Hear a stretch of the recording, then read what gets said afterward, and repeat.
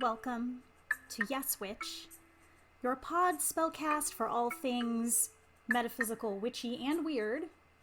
I'm your host, Whitney Wickham. This week we're talking about the power of spring, which I'm super excited about because it was just Beltane yesterday, which is a huge celebration for many pagans and Wiccans. We'll go ahead and start talking about that too. So first and foremost, I have to apologize for not being around for almost a month. That was not my intention. My intention is definitely to be a regular podcaster and have this be an outlet not only for myself but for others, because I am definitely about teaching others about the craft. And unfortunately, I had a series of events, an unfortunate series of events, great book series, but mine was not so funny. It really has been a bit of a trying experience over the past month. As you can tell, if you are watching this on Facebook or on YouTube, I am not in my normal space. I am, in fact, in my very unorganized bedroom. So, basically what happened is my ceiling in my garage caved in. That's where I do my podcast, and I have everything set up really nice like a studio, and unfortunately there was a leak in one of the toilets upstairs that was due to a renovation from prior to when we lived here. We are in a rental at this point in time, and so there was a massive mess that needed to be cleaned up, and I can say you have never seen two people work faster than the moment when my husband and I realized what was happening. We immediately bought like 30 tubs, threw everything out of the garage as fast as we could, cleaned anything, got rid of anything that was ruined, and just went to work reorganizing, which I find really funny because I believe in the last podcast I was talking about how this whole quarantine situation is sort of meant to be a time of introspection, and that, you know, if you have certain goals that you want to achieve, now would be a good time to sort of set that path forward. And I had said that I wanted the garage to get reorganized, and it was sort of like the universe delivered. And I was like, this is not how I wanted this to go down, but you know, beggars can't be choosers kind of thing. So in a way, I sort of had to be grateful because I was like, well, we got it done. It wasn't exactly the way I wanted it to happen, but it happened. So we waited for a little while, and now the ceiling is fixed. Everything's good to go. But we had a house come up that we were interested in, and we just accepted an offer today. So yay for that. Super exciting things going on. And it sort of plays into what I'm going to talk about today, which we're talking about the power of spring. So I always open my shows with a tool. Now, as you can see, I don't have a physical tool with me if you are watching this on video. Instead, I want to talk about intention. Intention is huge, and I will more than likely remind people about intention as we go through our podcast more and more. But I just feel like intention is an important tool that we sort of forget about because it's not something that you can hold in your hand. It's something that you have to really think about and feel throughout your entire energetic system. But intention is really the thing that sets the tone on whether or not what we desire will happen. If your intention is something negative, you're going to create a negative energy that attaches to whatever spell or thought process it is that you are having. I talk a lot about the law of attraction. I know there's many podcasters out there and bloggers who talk about the law of attraction, but it really truly is, it's a really interesting thing to watch how the law of attraction works. The law is sort of this idea that like energy attracts like energy. And so if you're sending out positive energy, you're going to get more positive things back to you. And if you send out negative energy, you're going to get negative things back to you. However, in witchcraft, what I will say is that that's not necessarily true. If you don't believe in the power of three, which power of three is whatever you do will come back to you threefold. If you don't believe in that, because there's a lot of people who don't believe in that, then of course this sort of nullifies the idea that whatever energy you send out there is what energy you're going to get back. But what I will say is that whatever energy you attach to a spell and your intent behind it will either amplify or negate whatever it is that you are doing.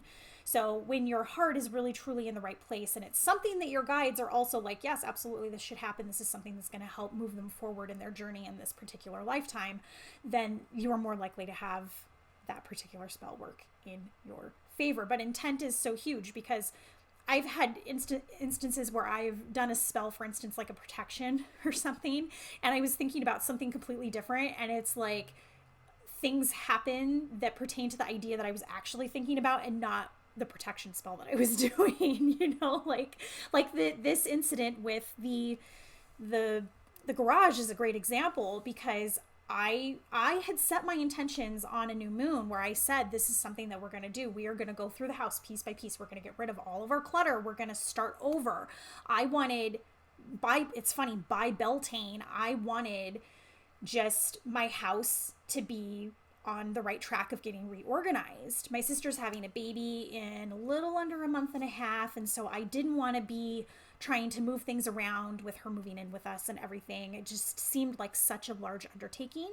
And so I know that when I was doing my new moon ritual, I was thinking about all of these things that I needed to do, and the universe was like, your intention's there. Guess what? We're going to give it to you full-fledged. Wham, here you go. Now you have no choice. So my intention definitely put more pressure and more stress on my situation at hand. I feel like if I had come at it in a more calm and less erratic energy and just saying like, yes, I'm going to do this, and we're going to do this in a calm fashion instead of the erratic, we have to do this and it has to be by this date, etc. I was so erratic with my intent that I ended up with a very erratic situation. So it sort of matches, and in this case, it just sort of confirms my thought process, if anything. So yes, intention is such a huge part of spellcasting and witchcraft. And if you go into something with a negative intention, that may hinder your spell work, depending on what type of spell work you're doing. I tend to refer to things only from a love and light perspective. I don't really deal with the darker sides of energies. It's not my forte. It doesn't mean that I haven't done things in the past, but I definitely at this point in my life have decided to sort of refrain from using the darker side of magic, just because personally I feel like it just brings my own vibration down. But I know plenty of people that do work in those realms, and they're great. Everything has its purpose, and so there's no judgment there on anybody's personal craft or the usage of their magic. We're all very inclined to do our own thing, so that's important to remember as well. But when I think about intention, I think about what it is that I am not only trying to achieve with my thoughts and with my spell work, but I also have entwined into that my own energies. So I know that if I am working on a particular type of spell and I'm thinking about something completely different, I can sometimes inadvertently hinder my spell work based off of the fact that I'm thinking about something completely different in the back of my mind, instead of focusing that energy on the intent and what I have set forward to achieve. At the end of the day, intention can be your best tool. And once you have intention set and you understand how important that aspect of spell work is, you will be so much more developed in your craft. Because like I said, there's so many people that I know that use intention above and beyond anything else. Literally every tool that we use that is a physical tool is mostly like an antenna to pinpoint what it is, the intention that we are setting behind that particular spell or that particular thought process or energy work, that they can do anything with the power of thought, which is pretty amazing when you think about it. So when we come back from this break, hearing a little bit about our sponsor here, we're going to talk about the importance of spring and all of the metaphysical and symbology that goes into springtime. Stick around. Springtime, it's about fertility and new life and new thought processes and growing into who we want to become. It's about setting goals and watching that goal grow from basically infancy all the way into its full fruition of what it can become and its full potential. Furthermore, spring, no pun intended, is sort of a springboard of creation. So we see life from before in the previous year that has died and decayed and has been hidden underneath the snow, and it begins to decompose and create new compost and new life force, if you will, like the food of that life source to then create new life. So you see those flowers and the trees begin to bloom and sprout leaves, and the flowers bloom and grass grows, and all of these things happen out of the death of what was before. So we see this springboard of creation, new life, new existence happen from what was once before in the past. And that death brings forth that new life, and that's exactly what spring is for, is to allow that springboard of creation to begin. Furthermore, the thought of creativity and new life in spring is that through creation comes creativity. It takes a creative force in order to create.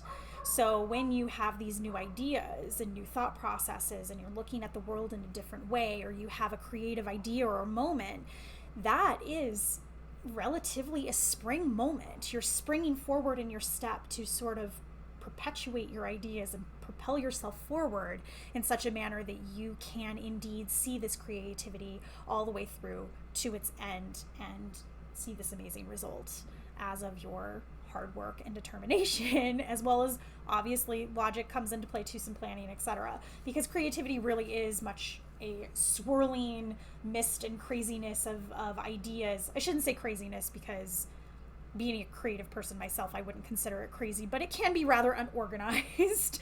And through creativity, there comes a little bit of a lack of organization on purpose, because from chaos comes beauty and creativity.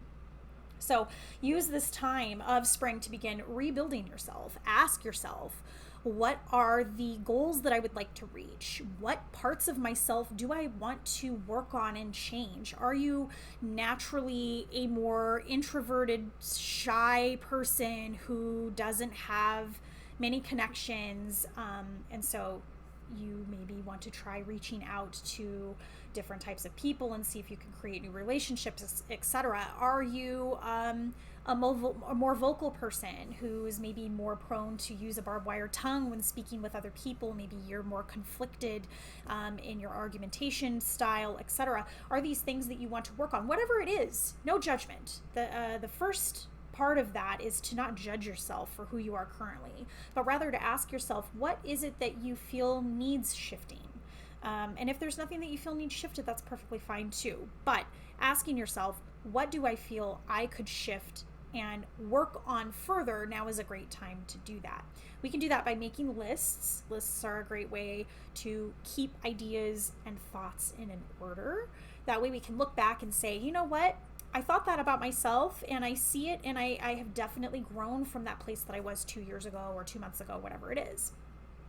Ask yourself where you want to go. What kind of person do you want to be? But be realistic about your expectations.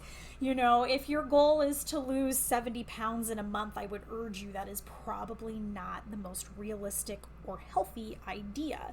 And I'm sure some people listening are laughing now going, that's crazy. I've heard it before when I was working as a nutritionist. I have heard many things that were very unrealistic, and you sort of have to pull people back down to earth and go, I see why you would like that to be the way that it is, but let's be realistic about what our expectations should be, because when we have unrealistic expectations, when they do not come to fruition, we feel let down and ashamed and sad and frustrated about the fact that it didn't work out, but we set ourselves up for failure at the beginning. So use it as a learning experience to know that that is probably not the best way to go about things. I don't know what was just flashing. I saw a light in my room. That was very interesting. Ask yourself also what ideas you have that you've been afraid to try. What have you been wanting to do for so long, but you have just been too afraid to try? Give it a shot.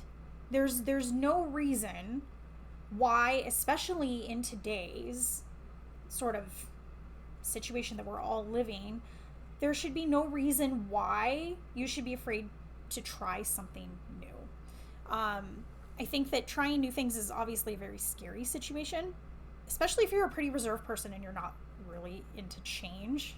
I don't know many people in my life that are like, hey, let's do change. It's an amazing thing. Let's do it. we're all afraid of change. It's a matter of how much do you allow that fear of change to dictate whether or not you jump off the cliff and try whatever it is that you are wanting to try.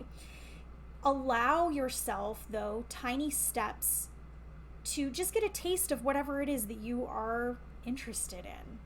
You know, there's so many programs right now on the internet that are allowing us to try things for free. You may not be able to travel to another country at this point in time or visit with friends, etc. But what are those things that you have always wanted to do? Maybe it's learn a new language, learn an instrument, maybe it's learn how to paint, etc. There's so many different things, and I would urge everybody to sort of find a creative outlet for themselves during this time as well, because while we can get stir crazy being locked up in our messy houses and not having our hair cut, etc., I could go on and on and on about all the things that we feel we should do to make ourselves feel better about ourselves and about our situation that we are unable to access at this point in time. Creativity is a wonderful way to dissipate feelings of anxiousness, because creativity is a way to sort of express emotion and express thought without the use of other people. So you can use yourself as that emotional outlet, which is a really great thing. I mean, that's like, what more do you need? Yourself and something creative to do. Finger paint, like, that's easy. Free write. Take a piece of paper and just begin to write. Doesn't matter what it is. Don't judge yourself on it. Just write. So use the power of spring to sort of springboard your actions forward into things that you have never tried before. And see where it goes. See where it takes you. You might be surprised at what kinds of things you find you're actually really good at. Or maybe that sort of gives you a new thought that you're here at point A, but then as you're doing that thing, you're like, ooh, that's interesting. I never thought of that. And you begin doing that next idea and sort of running, a cycle over and over and over again of finding new ideas and new thought processes and new things to try. Lastly, I just want to remind everybody, again, today's episode is far shorter than I would like, but as I'm sure you can hear, there are children downstairs screaming, and it's very chaotic here being at home, but that's what we're all dealing with. So no apologies whatsoever for what we have happening, and I am super excited to soon be in my new space, which will be in about 6 weeks. But I will do my best to get caught up on all of the podcasts that I have missed over the past couple weeks while this disaster was happening, and get caught up on all of these subjects, because I know there are many of you who have been asking where I am and what's going on and why I haven't posted new lessons. So thank you so much for that support. I do want to also remind everybody that May 7th is a super flower full moon. Super moon is basically huge moon in the sky, but it also means that the power of the moon is that much more potent, and a full moon is also a great power to us as well. Again, setting forth our intentions, creating this intent of what we would like to happen over the next month, and utilizing it to the best of our ability. So if there's something that you are trying to eradicate from your life, or something that you want to change really fast, the full moon is a great time to do a meditation and begin that process. Once again, I just like to thank everybody so very much for continuing to tune in to Yes Witch. Please feel free to visit my website at www.yes-witch.com, or find me on social media. I'm pretty much everywhere. Next, we will be talking about grounding and the importance of grounding work. I look so forward to the next lesson, and I hope you all have an amazing, amazing week. Stay happy, stay healthy, stay witchy. Bye, guys.